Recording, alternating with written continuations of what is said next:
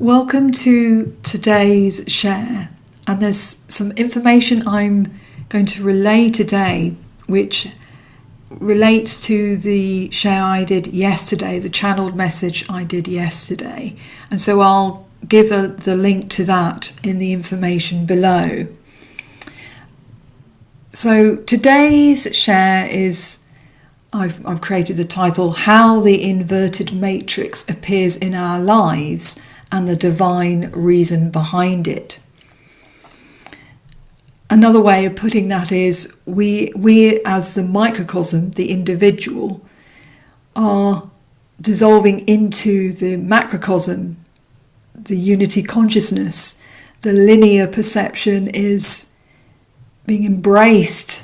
We are embracing ourselves and each other in that collective consciousness. This evolution, it's more than individuation. I don't know whether there's a word for a collective. I don't know, because that word individuation was a term for that awakening of the individual soul, but there's a awakening of the collective consciousness into unity consciousness. So I was very excited to learn about something really significant and really profound that relates to my yesterday's share, and I will go into that. Now, why I didn't realise it is because though I resonate a lot with astrology, I am aware that the planets are beings. They have soul. They are connected to spirit. There are movements and patterns like grand symphonies that weave through us all uniquely. In ancient texts, there is this awareness that when our soul is called from the birthing place of source, the void, and travels through many universes and dimensions, our soul moves through the energetic fields of all the planets, and specifically the planets in our universe, the planets in this galaxy and this universe are our family. And as our soul is called to Earth, it moves through these energetic fields and is touched by each of these planets. So we have those charts, those astrological charts that map our relationship with these planets. When we are born, we are seeded into this earth. And so there is a collective seeding that's occurring with these planets. So I've made some notes because I'm pulling different threads together. And that is also what we each are individually doing for the collective. So I'm illustrating the very point that I'm sharing about today. So today's share, I've created the title, How the Inverted Matrix Appears in Our Lives and the Divine Reason Behind It. So I don't study the Bible. However, it's very because I'm in was a Christian focused country, but now it's very multicultural, different faiths. But I was brought up within that Christian context, and so there's a lot of sayings that come from the Bible, and there's one that's I heard today from Ecclesiastes. I am so dyslexic and I don't know how to pronounce that. Anyway, aside from that, this is the quote: "There is something else meaningless that occurs on earth. The righteous who get what the wicked deserve, and the wicked who get what the righteous deserve. This too, I say, is meaningless." And this quote, for me, describes the inverted matrix. And so hence my share today is how we individually are holding our own experience of navigating through the inverted matrix for ourselves, for each other in the collective, and therefore are evolving the inverted matrix. We're not just escaping it, we are transforming it because we have been part of it. We sustain it, we collude with it in many ways. So we are waking up to that sovereignty, that empowerment. And it's not, even though I say it in these words, it's more organic and messy. Our own individual lives are full of lots of layers and you could say shadow aspects, learning, challenges, suffering. Not only for this particular linear time, but from across different timelines, and includes our ancestral DNA, our human ancestral DNA, and our galactic DNA, which a lot of people are now becoming more and more aware of. So I'm going to share a personal, my personal life as to illustrate this, because that's my own experience, and that's what all started this whole spiritual vlog recording. So I have been experiencing, and I think it's happening on a global scale, where there are a lot of people that are holding a lot of trauma. And the system, the inverted matrix, I would say, relies on that, plays on that, colludes with more, you could say, density intentions to capture people in their trauma and to escalate it, to accentuate it. And so we're seeing, I'll just say in the UK, things crumbling, like the roads have so many pit holes in them. The British Rail, the train service, it is now an accepted norm that regularly, many, I would say 80 to 90% of the trains are cancelled, or if they're not cancelled, they're delayed. And now, for instance, we have this app that you can book train tickets early. And now, because of this being the new norm, is now created as an extra service where it's much easier to get your ticket price back because of all the delays and the cancellations. So I see this happening around me. And I'm also seeing there's more, a lot of young men, or not just young men, but a lot of young men, but predominantly men. This is not an attack on men, by the way. It's more nuanced than this, but this is very interesting. Wounded men being moved around and housed together in certain estates. And so there's, I live in a small town in Wales, which had this persona, and people have this idea of it being like a very upmarket, she, people go, who've lived a certain lifestyle, they come and retire here. Very wealthy area, lots of shops that sell, designer clothes. So you get the picture.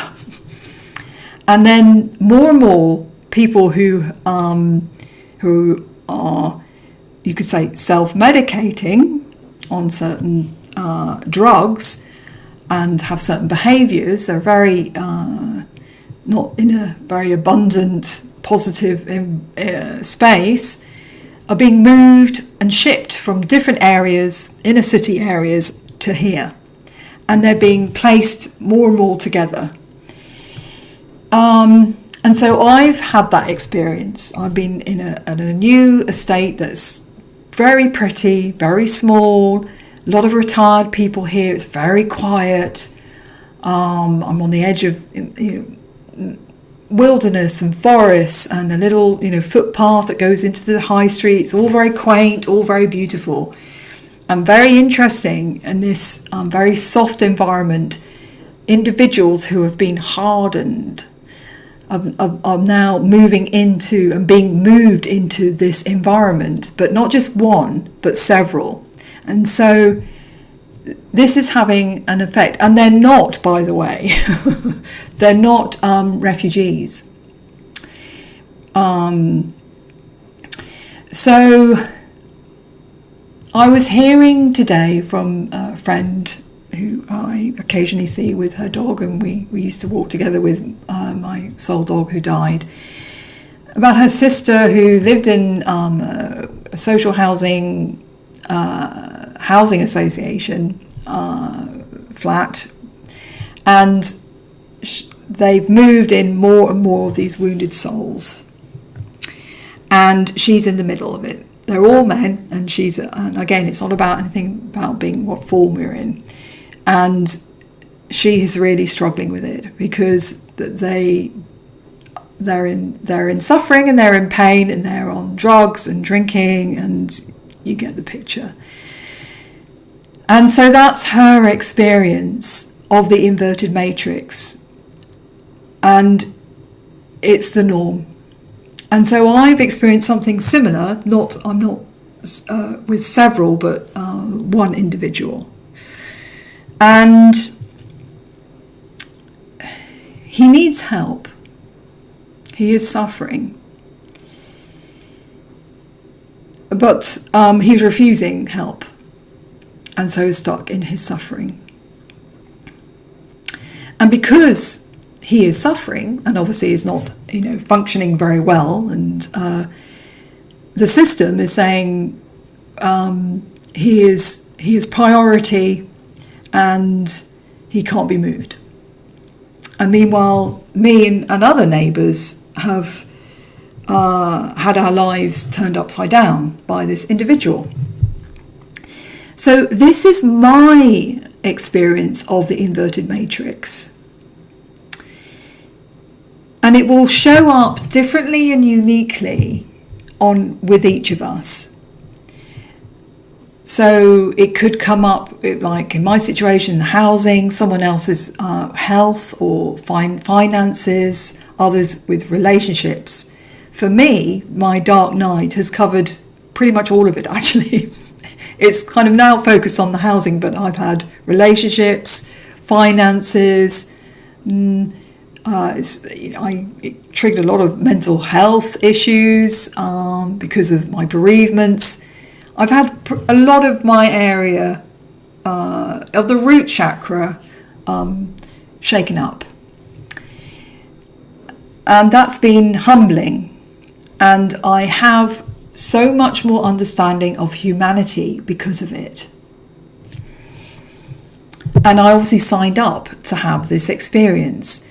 So when you're in suffering and you're dealing with a lot, it is so much harder to hold the broader, wider perspective.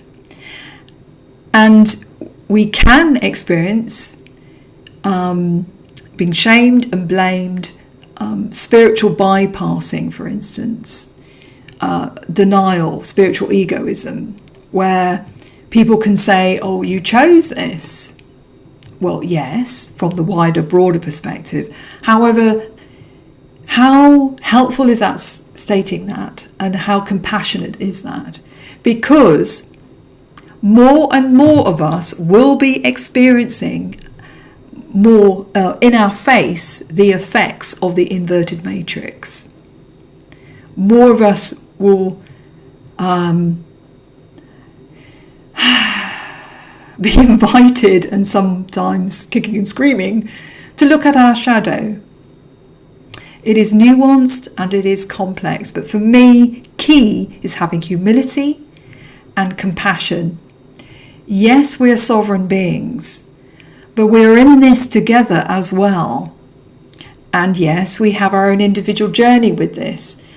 And we can't necessarily rescue people from this situation. However, we are waking up to energies, collective energies, that are orchestrating this dis-ease. Many have been speaking about the machinery that has created, I don't usually say it in this phrase, but other people do, and it's kind of a shorthand, like a slave race to the 9 to 5. You have to earn money in order to pay for water that is here anyway.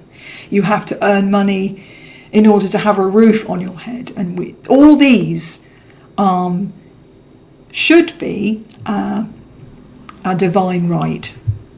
You need to have homes and water and food to survive. And so we see homeless people. And yes, I know it is nuanced. However, that's the system that drives many, many people into survival mode. And when you're in survival mode, you don't have space, energy, focus to be creative, to be sovereign.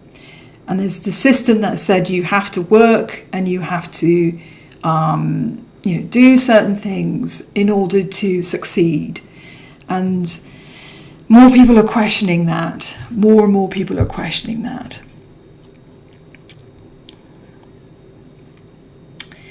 So how do we respond to this? Because I know a lot of people are talking about the inverted matrix. They're waking up to this.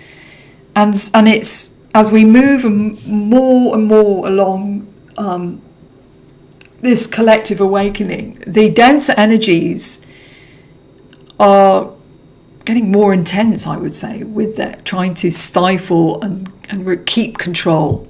It's very narcissistic. This energy is very narcissistic. So I said also in a previous, I think I said it in a couple, that we are in a collective life review. This is what the angelic realm said to me a couple years ago. And this is connected to what they showed me just before COVID. They said, humanity is entering the time of illumination. And then they showed me like a sort of slide film, or lots of stills of what was going to happen in the world. And then I said, stop. I felt it. I knew. They said illumination, everything, all the darkness, everything was going to be, a light was going to shine on it. And we see that also in a tangible physical way with the sun, ramping up with the solar flares and the coronas and then the earth is responding to it with earthquakes, and we are in the time of judgment. Hence we are in this time of life review, collective life review, while we are here on earth. It's not as a punishment, and that is why I said thank you for this information, that's enough, because it's very scary when we get that information for our human mind, because we can very easily go into fear. But I did get a heads up on this. Living it is very different. Living it is very different. So while everything's being illuminated, all this is unveiling corruption, and the systems that we went along with, that we were programmed to go along with, that were previously obscured, even hidden, are now surfacing. So key to this is there is a divine purpose to this. There is a divine intelligence behind this. So how do we connect with this? How do we connect to hope in these times? Another way of framing this, in these times of renewal. Because illumination often precedes transformation. And in many ways, we are moving out of the linear. And so we're seeing maybe in some, maybe in ourselves, being at different stages of this transformation and then illumination. We're seeing the sort of like a dance. So I just want to share some key reflections on how we can support ourselves and each other. So there's that balance between, and I've been looking at this, between surrendering and then taking action. It's a relationship between the two. And it becomes like a trilogy, because we're moving out of this polarity where we have been functioning very much like we've got to keep going, and action. We could say that's more male. And then surrendering, even the word I surrender, can seem as giving up, being pathetic, like in the war, I surrender, the loser. But there's a different energy frequency to that word, different meaning to surrendering. It's not about giving up, being helpless and being in despair. It's saying, I'm going to let go so I can stop holding my hands clenching on. Because if I keep doing that, instead of opening my hands, I'm not able to receive when I open my hands. Actually, this very simple illustration was shown to me by Venusian ascended beings from Venus, by the way. And I thought, because it's so perfect, we hang on and hang on. And to our mind, that makes sense. I've got to hang on for dear life. But it's like you're hanging on from the edge, and then someone comes to the edge and you've like slipped over and you're hanging on to dear life, or the cliff edge, for instance. And someone says, give me your hand so I can lift you up. And you're like, no way, I'm going to fall. And that's very understandable. And I feel that's a lot at play here. So surrendering is being able to receive. So we need space for that to happen. We need to take a breath. Been focusing on our breathing, grounding, being in the now moment, and connecting with beauty, being in gratitude. A lot of people speak about this, and it really helps. It's not just words, it's taking action with that. What are our gifts? What are we abundant in? What is here in the everyday? That's showing up, that we can connect with the beauty and the wonder and the awe, the magical, the small kindnesses, the delicate messages between human, animal, nature and human. So how do we day by day come into alignment? So daily alignment, coming into alignment.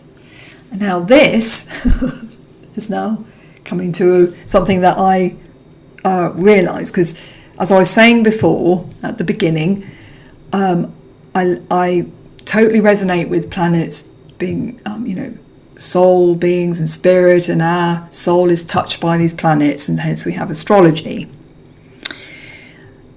So the message, so just to recap very briefly, the message I got yesterday, which I relayed, was that we are moving out of linear time and we are creating a cup, a holding vessel, so that we are being carried and carrying a different, it's not just time, we're moving into more than what we would say is quantum. Before that, we are creating this vessel. We are being cradled. And then I found out that we're in this configuration between 4 major planets, which is called a cradle. I think it's Barbolt cradle, after, I think, some individual called Barbolt. So there's Jupiter is in Leo, Uranus is in Gemini, and Neptune is in Aries, and Pluto is in Aquarius. So there's a lot of sacred geometry. There's opposition, Jupiter, Pluto, then there's apparently 2 trines and 3 sextiles. Now, I don't know about astrology. That's all a bit gobbledygook to me. But there is, and I do understand this, that there's major alignment between these planets. And it's creating a cradle. So this cradle symbolizes a period of, and I'm reading it now, large-scale reorganization and renewal rather than catastrophe. So major societal transitions, innovation and technological breakthroughs, restructuring of institutions and leadership, tension represented by the opposition, balanced by opportunities for cooperation and constructive change. That's represented by these sort of trines and sextiles.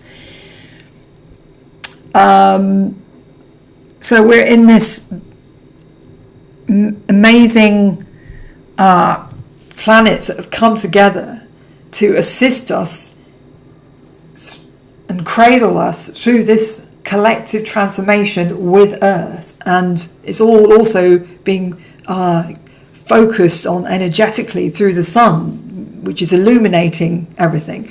And so when I heard the word cradle, I thought, wow, that ties in to what they're saying. We have a part to this. Of course we do. We have been called to this time to hold and cradle with the planets. It's very humbling and very exciting. And some of you listening to this may be more up on astrology, more than me. I do and have had communication with planets, but as individual beings rather than seeing the whole map and the system of astrology. For my dyslexic brain, it doesn't resonate. Seeing all those layers and complexity, I can't compute. But I can receive and give information from different layers and dimensions. I can also create images and sound, and I get very clear information. That's my way. So I get very excited when I get other information from people who hold this knowledge in different dynamic ways, and it joins all the dots, and I'm like, oh wow. So that message I was getting from my guides about us holding time, dissolving time, but creating something else, consciously with the earth. And of course this will include the sun, and of course it will include the planets and the universe. We're moving into a multi-dimensional way of being. So the other planets are engaged with this. It's like, whoa, it's vast and very exciting. I mean, energetically, I felt like I was floored this morning. Absolutely exhausted. We've had the full moon, and then with all these planets, headache, aching, ringing ears, all the classic ascension signs. So that is what I wanted to share, very simply, that if we can, as much as possible, tune into a reverence for this process, because I feel it's akin to we're trying to reinvent the wheel the whole time. Because the system and systems in different ways have prioritized the logic, for instance, and the mind and the physical, and try to brush away the more metaphysical, separate spirit from matter. And so we've lost our way in some way. We've lost our way. We've lost the compass or the map, and we're like, the context. Hence we have this energy of exile, where many star seeds and many other people saying, I don't feel at home here. I don't feel a connection here. I feel my home and my longing is elsewhere. And that's because the collective consciousness has not been holding that vessel, but that is now reoccurring. We are coming together to hold that sacred cup, that awareness of spirit, and that through our challenges and this huge cycle we're now in, the age of Aquarius, and bigger cycles that span, with this, everything is a spiral. And so there's smaller spirals of time and then bigger time, and all of these, it feels like to me that these different timelines are like aligned on this spiral, and it's all coming together, it's all coming into alignment, the massive big arc spiral.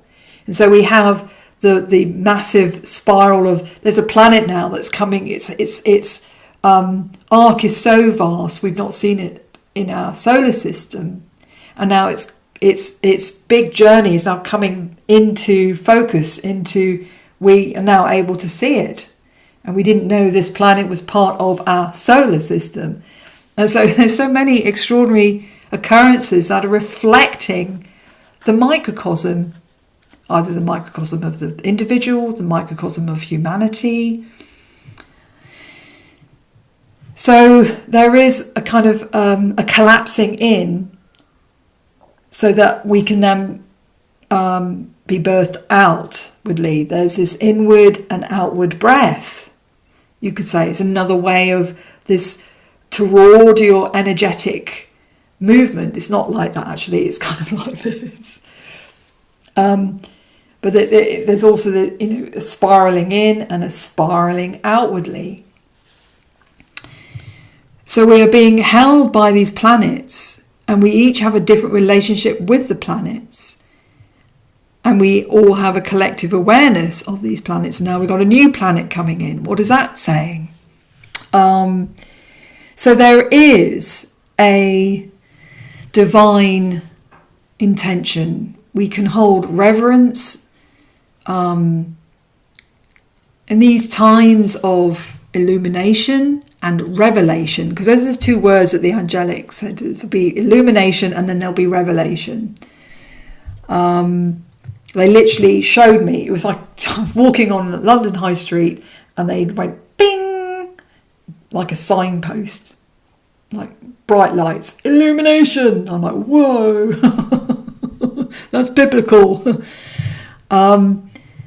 So keep tuning into that, or if we could feel in doubt, that is the inverted matrix, trying to say that there's no divine purpose, that we're powerless. If we can keep that at the forefront of our awareness, there is a divine purpose, and when we go into doubt, that is the inverted matrix. If we feel overwhelmed, that is natural because of all that's happening. So we come back to ourselves, we come back to the breath, being grounded in our body, being in the now moment, opening our heart, and daring that phrase radical love. I know there's a phrase like radical truth. Love, to talk about love now seems radical. To talk about peace, radical. How interesting. But it feels to me, true love, it doesn't engage with the words of radical. But it's highlighting, I'm saying that because it's highlighting the inverted matrix. The inverted matrix is trying to push us to perceive certain ways of being in its own agenda.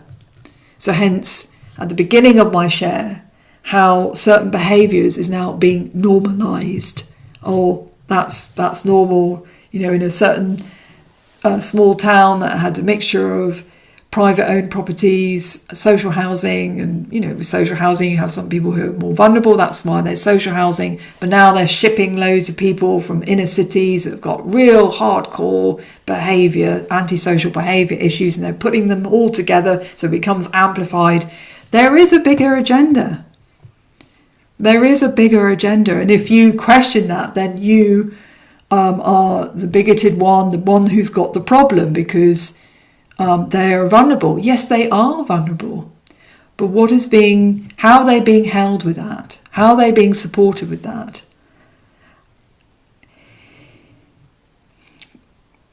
Because I would say that when we have children, when we have pets, we need to have boundaries. We need to say no. Don't do that. That is life-threatening to you. It could cause harm to you or harm to others, for instance. So sometimes if some being is excited, distracted, a child, a dog, for instance, sometimes you have to, be very firm, loud, but not violent, and go, no. I did this yesterday. There was a lady with 3 dogs. They had like a pack mentality. They saw me with my Bella. One of them, that was like the alpha male, started coming up towards Bella, growling and, being like macho, I'm alpha dog. And I just very calmly, I was behind Bella, who was in front of me with this dog and this pack issue. And the owner was calling it, and it was just ignoring her. So I just went like this and went, no. In my energy, I didn't shout, I just projected my energy, and I meant it. I didn't want any nonsense. Or from that quote from, I can't say what that word is, Ecclesiastes or something. It said meaningless, but I think it's nonsense. I didn't want a drama. It was unnecessary. It's totally unnecessary. I wasn't going to have it. That was it. There was no question. I was very direct. And the dog went, oh, okay, and just started kind of trotting along, being very happy, doing its own thing. And so there was, a drama was averted, basically. And so we need to say no. And I'm finding that in my life more and more, especially at the beginning of this year, where I've had to say no to denser energies very firmly and very clearly.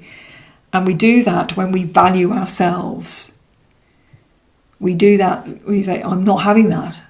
I'm not playing along with this drama. I'm not playing along with this because I am valued. Very simple, very, very simple. And there is this, if you like to frame it, law or laws in the universe when we say no, because we have sovereignty. And so then those energies, those beings will go elsewhere. If they've got an agenda, they will find someone else to play that game with, or some other being to play that game with. But we have sovereignty, we have a right, and it really does come from self-worth and loving ourselves. And then that's a whole journey in itself. I'm fully aware of that. That's a whole journey in itself. So I'll complete there with that share. I might actually pull a tarot. I always love pulling from this new pack. It's so beautiful. So have a daily connection. Connect with love. Walk away. Do the sidestep. I shared that in another video, where if we're confronted by an argument, either an individual or an energy, we can just sidestep, go in that way, like I'm not going to engage. That's a way of going no. There's different ways we can go no. connect with beauty, wonder, and awe. Connect with how that is showing up in our life, how abundance is showing up in our life. Coming into daily alignment. What is in alignment with us? Truly, what makes us feel good? Truly, not what. Oh, I'm going to stuff loads of ice cream, or I don't know, drink loads. I mean, sometimes we may, feel overwhelmed, and that's it. I understand that, but on a daily practice, how can we gift ourselves, and that balance of action with surrender? How do we move through with our sovereignty? How do we open up to choices? How do we open up our heart space and then let that go? So again, it's the same thing. If we feel an emotion, it's action. Emotion is in motion. How do we feel it and then let it go? How do we be in action, motion, and then let it go? Surrender. It's the same thing.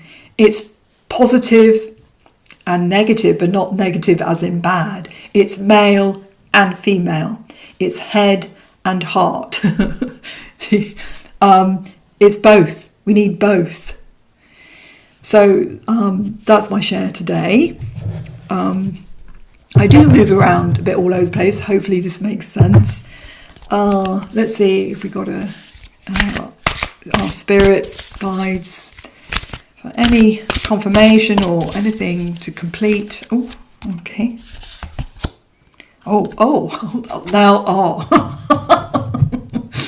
I got the Tower card reversed.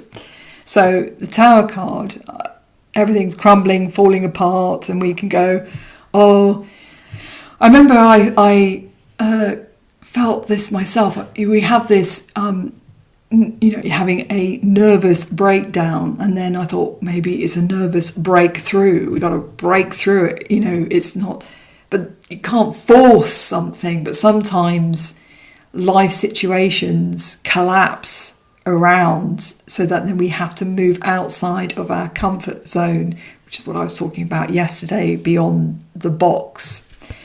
But it was reversed, which can mean we're fearful of that. We're not being able to surrender to things crumbling. There's fear around that happening.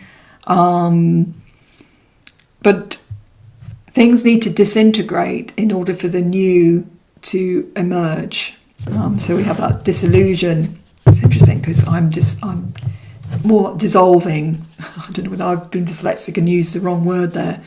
But there's a dissolving, like the caterpillar in the chrysalis becomes completely liquid. Let's see if there's another. I want this one.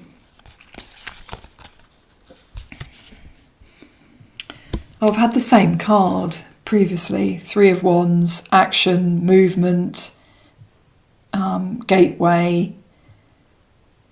It reminds me of a fan, so opening up to, again, that fire energy. Let's get one more.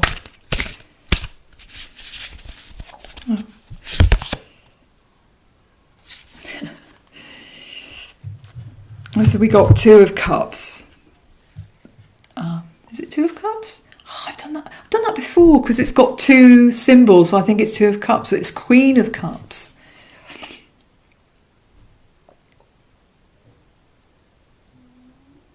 Emotional sovereignty, integrity.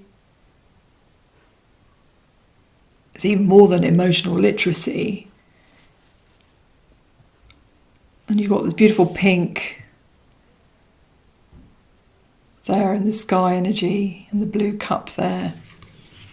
Let me just read about the Queen of Cups.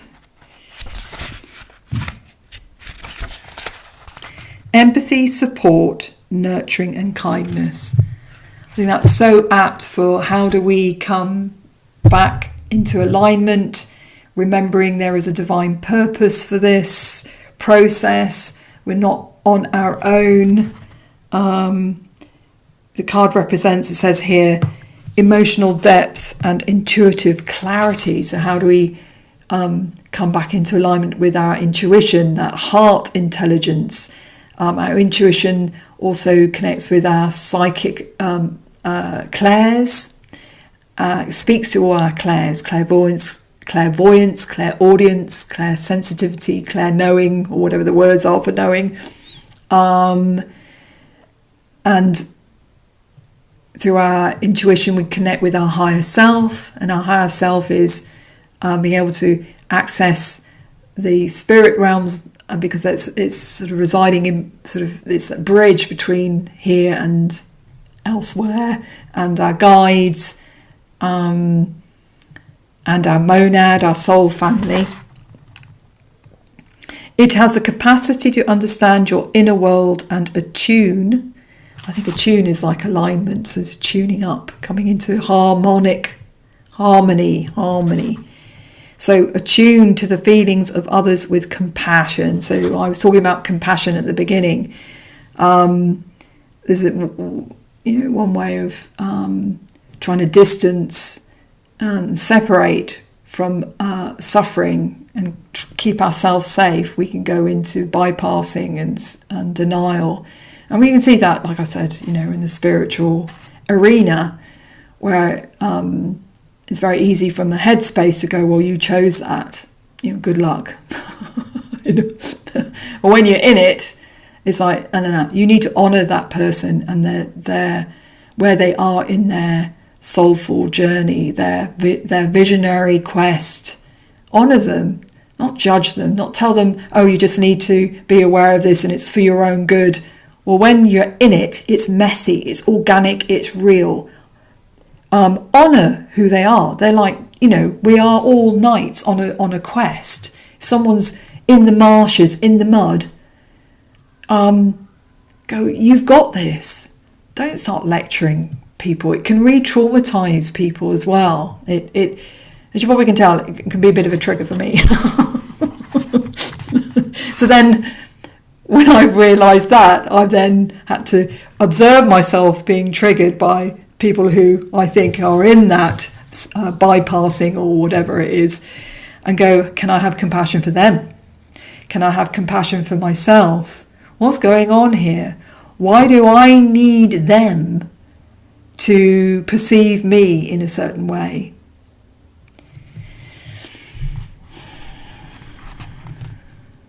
It's not about being right or wrong. It's honouring where a person is, and also having firm boundaries and being able to say yes and no. And the Sovereign Queen can do that. Queen of Cups. Yes. So this is a sacred feminine who's very strong, very strong. And I feel there's a sacred masculine that's arising as well. That's the wounded masculine is really coming up to the forefront at the moment. I'll just see if I could get anything about the sacred masculine, because I've talked a lot about these men, these wounded men who've been shipped and moved around a lot. Got Four of Swords. It's interesting because it was on the reverse as well. So that's the image. So there's needing to rest, but there's an unrest. I'm going to see what she says about the Four of Swords, because that's the image the right way up.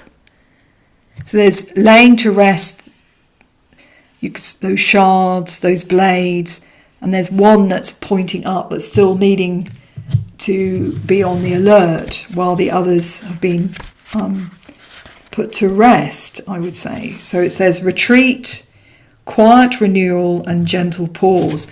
And this card, I think, goes to the warrior, the knight, and how through the inverted matrix wants to keep people in fear. So I just want to add one more thing. I know this video is going on a bit, but my big lesson I feel dogs give, and my recent soulmate dog gives: if a human or a dog goes into fear, she will react because she feels there's danger. Because if you're in fear, you will go into fight. There are other fear responses: freeze, fawn. There's fight, flight. So flight, freeze, and fawn. So fight, flight, freeze, and fawn. Fawning is, oh, look at me. Oh, I'm so, please don't. Oh, I'm going to fawn. That's fawning. Oh, woe is me, I'm not a threat.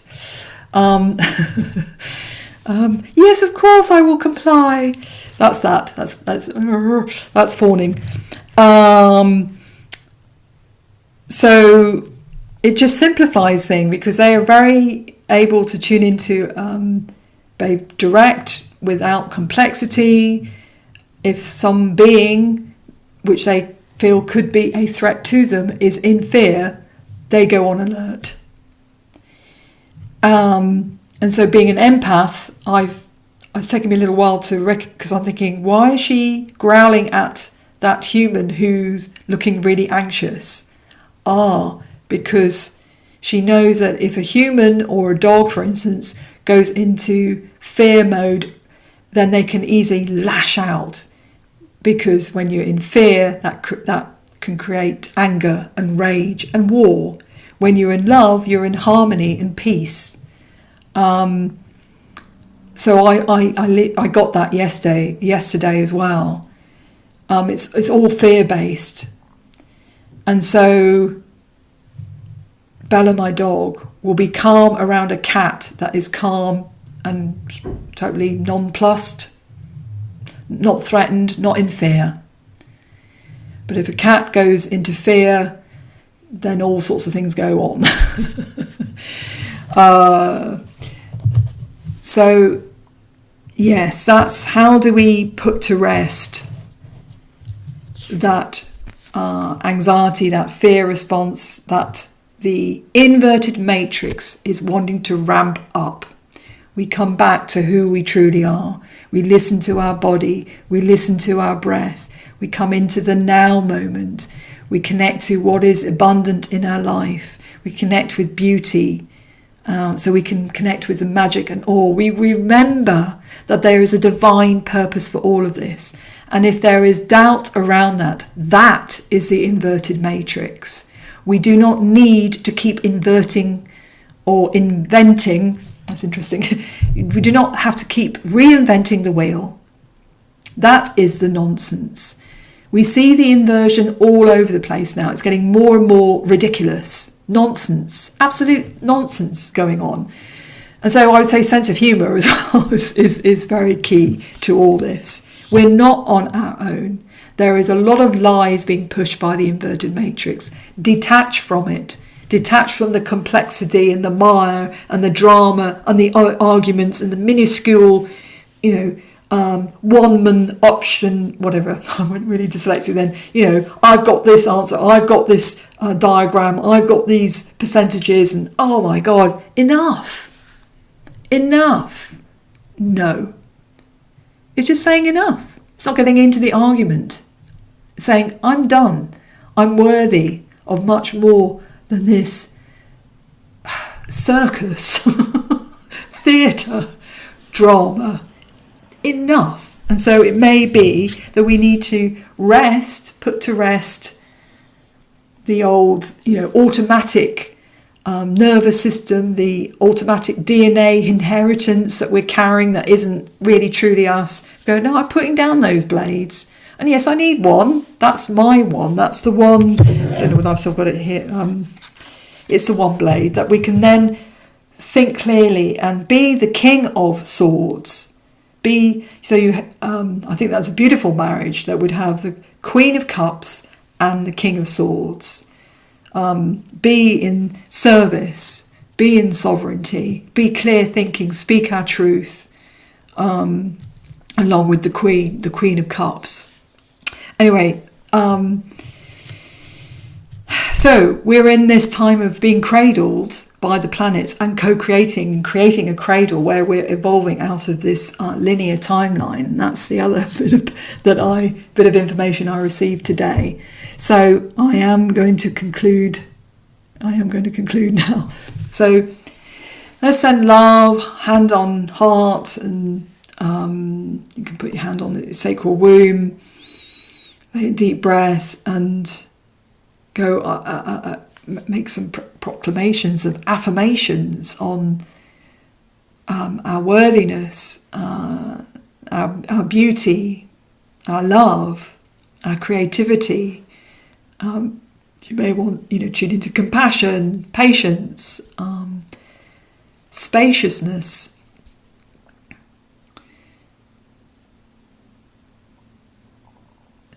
Moments of silence so we can really listen to all ourselves.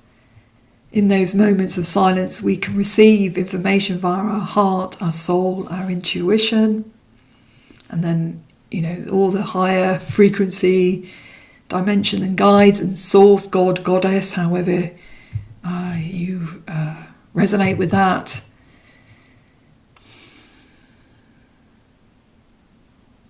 We're in magnificent times, and we have divine ancestors from many dimensions and times, the wisdom of our many lifetimes.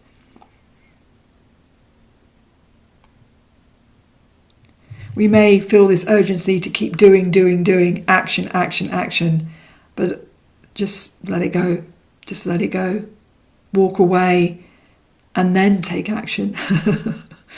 Take a breath and then take action. Okay, I'll leave it there. So thank you for being you and sending all of us always lots of love.